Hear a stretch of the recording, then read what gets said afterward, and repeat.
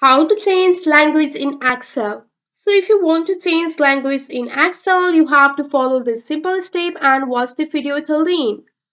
First of all, you have to launch your Excel on your device. Once you have launched your Excel, just go for the blank workbook. And once you are on your blank workbook, here you can see my language format. After that, if you want to change your language here, just go and navigate to your file option.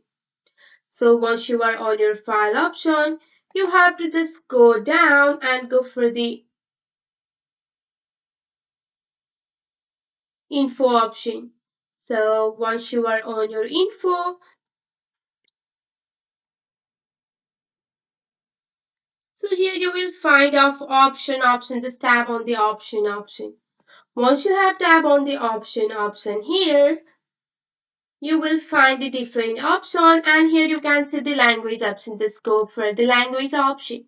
And here you can see the add language option and you can just go for the add language option and you can simply select the language from here.